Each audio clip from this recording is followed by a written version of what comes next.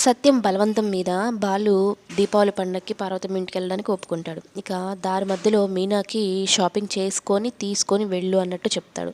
అయితే ఒక షాపింగ్ మాల్కి వెళ్తారు. అక్కడ చీరలు చూపించే అతడు మీనాకి ఈ కలర్ చూడండి మేడం, మీకు కాజోల్లా ఉంటారు, ఈ కలర్ చూడండి మేడం, మీరు అనుష్కలాగా ఉంటారని చెప్పని తెగ పొగడిస్తూ ఉంటాను అనమాట మీనాకి చీరల మీద వేసి. అది చూసిన బాలుకి అయితే కోపం వచ్చేస్తూ ఉంటుంది. రే, నువ్వు చీరలు అమ్ముతున్నావా లేకుంటే హీరోయిన్ల గురించి చెప్తున్నావు ఏంట్రా అసలు నువ్వు అంటూ ఉడికిపోతాడనమాట.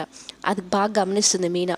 పక్కన వాళ్ళు పెళ్ళాం అందాన్ని పొగుడుతూ ఉంటే ఎంత కోపం వస్తుందో చూడు, ఇంకా ఉడికించాలి అంటూ కావాలని రెచ్చగొడుతుందన్నమాట బాలుని.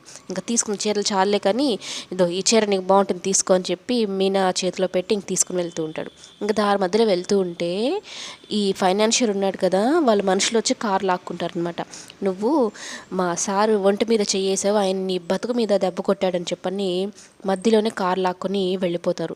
అది కూడా మీనా మీదకి నెట్టేస్తాడు. చూసావా, నీ వలన ఇదంతా, ఇప్పుడు సంతోషంగా ఉందా, ఇప్పుడు నవ్వుకో, నా జీవితం పోయింది నవ్వుకో అంటూ మీనాని తిట్టడం మొదలు పెడతాడు. ఇక పండగ ఏముంది, ఇంకా వెళ్ళి జరుపుకుందామా పండగ మీ ఇంట్లో అంటూ ఇంకా బాలు తిడతానే ఉంటాడు మీనాని పాపం.